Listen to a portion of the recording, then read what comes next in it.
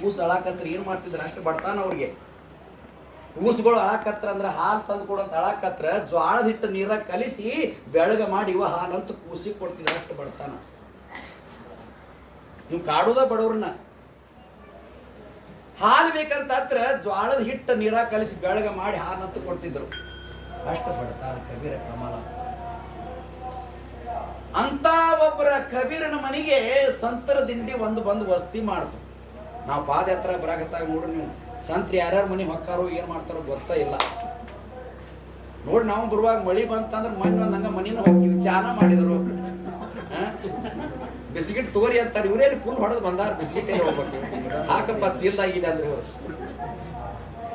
ಸಂತರಿಗೆ ನೋಡ್ರಿ. ಅವ್ರು ಯಾರು ನಾವು ಯಾರು ಬಾಳಗ ನಮ್ಗೊಂದು ಪವಾಡ. ಮನೆ ಮಳಿಗೆ ಬರಾಕತ್ತಿದ್ ಮಳಿ ಜಾಸ್ತಿ ಆಯ್ತು, ಹೊಟ್ಕಿಲೋ ಸೆಟ್ಟಿನಾಗ ನೀವು ಅವ್ರು ಏನು ಎದಕ್ ಬಂದಿರ ಅಂತ ಕೇಳಿರ ನಾ ಕೇಳುದಿಲ್ಲ. ಸಂತ ದರ್ಶನಿ ಆಲಾಭ ಪದ್ಮನಾಭ ನೋಡಿಲ್ಲ. ಸಂತರ ದರ್ಶನ ನಮ್ಗೆ ಭಾಳ ಪುಣ್ಯ ಅಂತಾರ. ಮುಂದಿನ ವರ್ಷ ನಮ್ಮ ಊರಿಗೆ ನಮ್ಮ ಮನೆಗೆ ಬರೀ ಚಾ ಕೊಡ್ತೇನೆ ಅಂದವ. ನಾವು ಹೋಗಿದ್ದು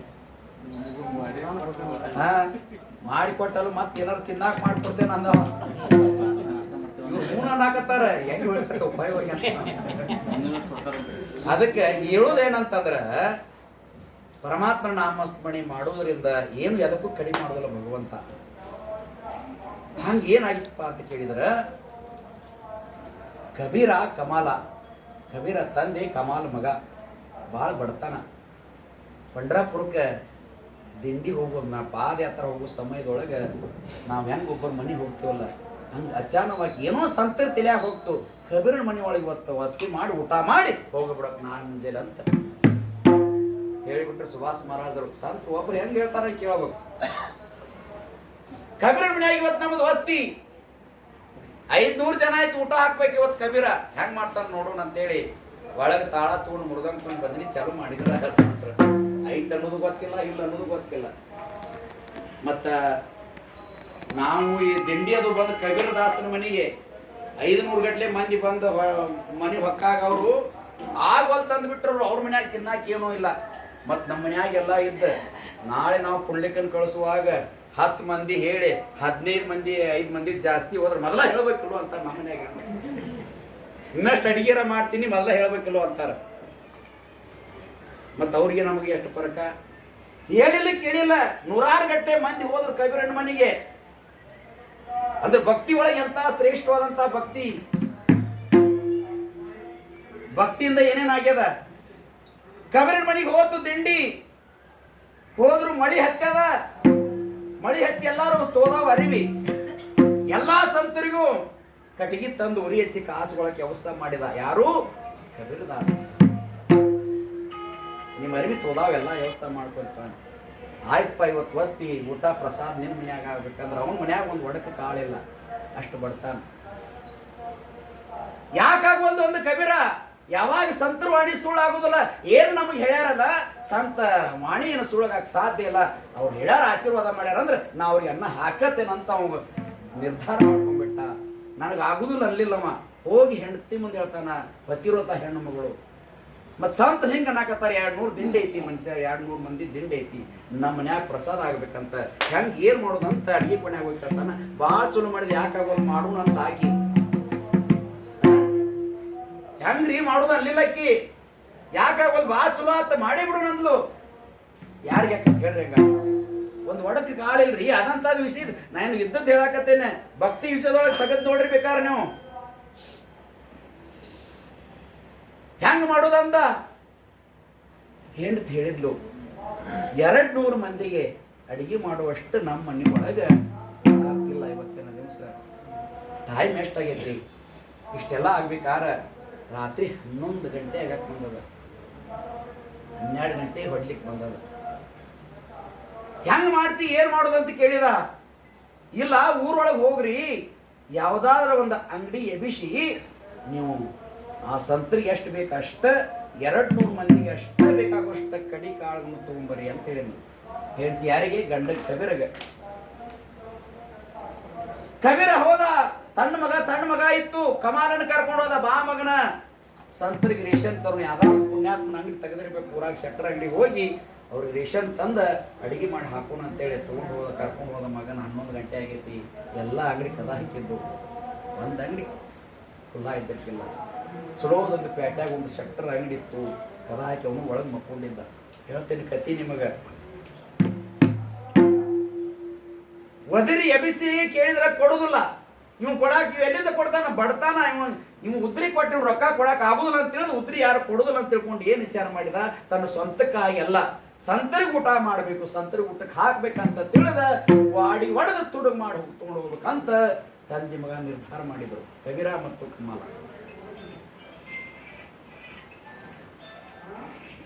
200 ಮಂದಿ ಮನ್ಯಾಗ ಕುಂತದ. ಸಂತರಿಗಾಗಿ ನಾವು ಇವತ್ತಿನ ದಿವಸ ಈ ಶೆಟ್ಟರ್ ಅಂಗಡಿ ಗಾಡಿ ಒಡೆದ ಇವತ್ತ ರೇಷನ್ ತಗೊಂಡು ಹೋಗಣಪ್ಪ ಅಂತ ಹೇಳಿ ಅಷ್ಟ ಸಣ್ಣ ಮಗ ಹೂವು ಅಷ್ಟನ ಹೋಲ್ ತೆಗೆದು ಗಾಡಿ ಒಳಗೆ. ಕಮಾಲ ಇದ್ದಲ್ಲ ಸಣ್ಣ ಮಗ, ಅವನ ಒಳಗ ಬಿಟ್ಟ ಕಬೀರ, ಮಗನ ಬಿಟ್ಟ, ಒಂದು ಕೈ ಚೀಲ ಕೊಟ್ಟ. ನೋಡಪ್ಪ ಮಗಗೆ ಹೇಳ್ತಾನ, ಏನು ಸಂತರಿಗೆ ಆಗುವಷ್ಟ ತಗೋ, ಮತ್ತ ನಮಗೂ ನಿಮಗೂ ಆಗುವಷ್ಟು ತಗೋಬೇಡ, ಅವ್ರಿಗೆ ಎಷ್ಟು ಬೇಕು ಅಷ್ಟ ತಗೋ. ನಮ್ಮ ಜಲಮಿದ್ರೆ ನಾಳೆ ಏನಾರ ಮಾಡಿ ಅವ್ನ ಋಣ ತೀರ್ಸೋಣ, ಉದ್ರಿ ಕೊಡಂದ್ರೆ ಕೊಡೋದಿಲ್ಲ, ಯಾರ್ದಾರ ಹೆಂಗಾರ ಮಾಡಿ ಅವ್ನ ರೊಕ್ಕ ತೀರ್ಸೋ, ನಾವು ಮೊದಲು ಸಂತ ಊಟ ಮಾಡಿ ಹೋಗ್ಲಿ ಅಂತ ತಿಳಿದ 200 ಮಂದಿಗೆ ಅಷ್ಟ ತಗೊಂಬ ಅಂತೇಳಿ ಮಗಗೆ ಬುದ್ಧಿ ಹೇಳಿ ಆ ಒಡೆದಂತ ಗಾಡಿ ಒಳಗ ದೂಕ್ತಾನ, ಹಾಕ್ತಾನ. ಚೀಲದೊಳಗೆಲ್ಲ ಶಾಂತಿ ತುಂಬಿಕೊಂಡ, ಇನ್ನೇನೋ ತುಂಬಿಕೊಂಡ ತಂದಿ ಕೈಯಾಗ ಚೀಲ ಹೊರಗೆ ಪಟ್ಟ ಇನ್ನೇನೋ ದಾಟಬೇಕು ಅನ್ನೋರೊಳಗೆ ಅಂತಂದ್ರ ಏನೋ ಒಂದು ಡಬ್ಬಿಗೋ ಏನೋ ಕಾಲು ಬಡದ ಡಬ್ಬಿ ಉಳ್ಳಿ ಸಪ್ಪಳಾಗಿ ಶೆಟ್ಟರು ಅಲ್ಲಿ ಅಂಗಡಿಯಾಗ ಮುಕ್ಕೊಂಡಿದ್ರು. ಗಪ್ನ ಎಚ್ಚರಾಗಿ ಏನ ಗಾಡಿ ಒಡೆದ ದಾಟ್ತಿದ್ದಲ್ಲ ಅಂತ ಹೊರಗೆ ಹೋಗ್ತಿದ್ದಲ್ಲ ಮಗ ಕಮಾಲ. ಅರ್ಧ ಶರೀರ ಇಷ್ಟು ಹೊರಗಿತ್ತು ಗಾಡಿ ಹೊರಗ, ಅರ್ಧ ಶರೀರ ಒಳಗಿತ್ತು ಅಂಗಡಿ ಒಳಗ. ಯಾರೋ ಕಳ್ಳರು ಬಂದಾರಂತ ತಿಳಿದು ಕತ್ತಲ ಲೈಟ್ ಹೋಗಿದ್ದು 2 ಕಾಲುಗಳನ್ನು ಗಟ್ಟಿಯಾಗಿ ಹಿಡ್ಕೊಂಡ್ಬಿಟ್ಟ ಶೆಟ್ರು. ವಿಚಾರ ಮಾಡ್ರಿ, ಯಾರ ಸಲುವಾಗಿ? ಸಂತರ ಸಲುವಾಗಿ. ಶರೀರ ಇಷ್ಟೆಲ್ಲ ದಡ ಹೊರಗೈತಿ, ಗಾಡಿ ಹೊರಗ, ಅರ್ಧ ಶರೀರ ಒಳಗೈತಿ. ಗಪ್ನ 2 ಕಾಲು ಹಿಡ್ಕೊಂಡ ಕಳ್ಳರು ಬಂದಾರಂತ ತಿಳಿದ. ಇವ್ರ ಅಂತ ಗೊತ್ತಾಗಾಕಿಲ್ಲ, ಯಾಕೆ ಕತ್ಲಾಗೈತಿ, ಕರೆಂಟ್ ಹೋಗ್ಯಾವ. ಮಗ ಹೇಳ್ತಾನ, ಮಗ ತಂದಿಗೆ ಹೇಳ್ತಾನ, ಅಪ್ಪ ತಂದೆ ಈಗ ಈ ಶೆಟ್ರಿಗೆ ಗೊತ್ತಾತಂದ್ರ ಮನೆಯೊಳಗೆ ಸಂತರಿಗೆ ರೇಷನ್ ಹೋಗುದಿಲ್ಲ. ನಾವು ಯಾರು ಬಂದಾರ, ಯಾರು ತುಡುಗು ಮಾಡ್ಕೊಂಡು ಹೋಗ್ಯಾರ ಅನ್ನೋದು ಯಾರಿಗೂ ಗೊತ್ತಾಗಬಾರ್ದು. ಮನ್ಯಾಗ ಸಂತ ಊಟ ಮಾಡಿರ್ಬೇಕು. ಅದಕ್ಕೆ ನೀ ಏನ್ ಮಾಡಪ್ಪ ಅಂತ ಕೇಳಿದ್ರೆ ನಾವು ಯಾರು ಅನ್ನೋದು ಗೊತ್ತಾಗಿಲ್ಲ. ತಲೆ ಚೆಂಡು ಹೊರಗಿತ್ತು. ತಂದೆ ಹೇಳ್ತಾನ, ನನ್ನ ಅರ್ಧ ಏನ್ ನನ್ನ ಚೆಂಡ ಐತಲ್ಲ, ಚೆಂಡನ್ನು ಕಡ್ಕೊಂಡು ಈ ಚೀಲ ತಗೊಂಡು ಹೋಗಿ ಮೊದಲು ಸಂತರಿಗೆ ಊಟ ಹಾಕಂತಾನ ಮಗ. ಯಾರಿಗೆ ಅಕ್ಕಂತ ಹೇಳಿ ನೋಡು, ಯಾರ ಸಲುವಾಗಿ ಇದೆಲ್ಲ? ಸಂತರ ಸಲುವಾಗಿ. ನಾನು ಬಿಡು, ನಾನು ಚೆಂಡನ್ನು ಕಳೆದುಕೊಂಡು ಆ ಚೆಂಡ ತಗೊಂಡು ಹೋಗಿ ಈ ರೇಷನ್ ಹೋದ ಮೊದಲ ಅವ್ವ ನೀನು ಹೋಗಿ ಆ ಸಂತರಿಗೆ ಊಟ ಮಾಡಿಸ್ಪ ಅಂತಾನ ಮಗ. ಮಾತು ಕೊಟ್ಟಾನ, ಸಂತರ ಊಟ ಮಾಡಿಸ್ತೇನೆ ಅಂತೇಳಿ. ಸಂತರೊಳಗೆ ಎಂತ ಶಕ್ತಿ ತಿಳ್ಕೊರಿ. ಯಾಕಾಗೋದಂತ ತಿಳಿದ ಮಗನ ಚೆಂಡ ಹೊಡೆದು ಆ ರೇಷನ್ ಒಂದು ಕೈಯಾಗ, ಆ ಮಗನ ಚೆಂಡು ಒಂದು ಕೈಯಾಗ ಹಿಡ್ಕೊಂಡು ಹೋಗಿ ನಡು ಗಾಡಿ ಮೇಲೆ ಅಡ್ಡು ಗಾಡಿ ಮೇಲೆ ಇಟ್ಟ ಮಗನ ಚೆಂಡು ಇಟ್ಟು ಕಾರ ರೇಷನ್ ಹೋದ. ಎತ್ತಿ ಕೈಯಾಗ ಕೊಡ್ತಾನ. ಅಡಿಗೆ ಚಲೋ ಆತು, ತಯಾರಾತು. ಅಡಿಗೆ ತಯಾರಾತು. ಊಟಕ್ಕೆ ಕುಂತ್ರು ಎಲ್ಲಾರು ಸಾಲಾಗಿ, ಎಲ್ಲರಿಗೂ ಊಟ ಬಡಿಸಿದ್ರು. ಸಾಂತ್ರದ ಒಂದೇನು ಪದ್ಧತಿ ಐತಿ. ನಿನ್ನಿನ ದಿವಸ ಬಂದಾಗ ಒಂದು ಮಗ ಓಡಾಡ್ತಿತ್ತಲ್ಲ, ನಿನ್ನ ಮಗ ಎಲ್ಲೈತಿ, ಅವನ ಕೈಯಿಂದ ನೀರು ಬಿಡಿಸಂದ್ರ ಸಾಂತರು ಎಲ್ಲಿ ಬಿಡಿಸ್ಬೇಕು? ಮಗ ಎಲ್ಲಿದಾನ? ಸಾಂತ್ರ ಹೇಳ್ತಾರಲ್ಲೋ, ನೀರು ಬಿಡಿಸಪ್ಪ, ಸಾಷ್ಟಾಂಗ ನಮಸ್ಕಾರ. ನಿನ್ನ ಮಗ ಓಡಾಡ್ತಿತ್ತಲ್ಲ, ಎಲ್ಲೈತಿ ಮಗ? ಇದನ್ನ ಹೇಳಿದ್ರು ಊಟ ಮಾಡುದಿಲ್ಲ ಅಂತ ಇವ್ರು ಹೇಳವಲ್ರು. ಸಂತರ ಮುಂದೆ ಹೇಳವಲ್ರು ಊಟ ಮಾಡುದಿಲ್ಲ ಅಂತ ಹೇಳಿ. ಸಂತರಿಗೆ ಅದ್ರ ತ್ರಾಸಿಲ್ಲ. ನಮಗೆಂತ ತ್ರಾಸ ಬಂದಾಗ್ಬಿಡ್ರಿ, 10 ಪಟ್ಟು ತ್ರಾಸ ಬದಿ ಮಾಡಿ ಬಂದಾರ. ಯಾರು? ಪರಮಾತ್ಮ ನಾಮಸ್ಮರಣೆ ಮಾಡಿ.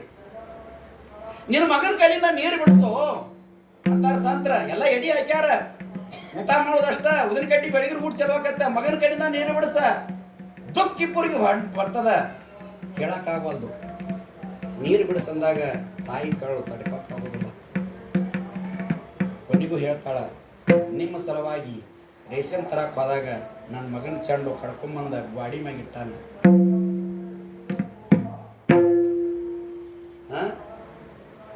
ಎಂತೆಂತ ತ್ರಾಸ ಬರ್ತಾವ.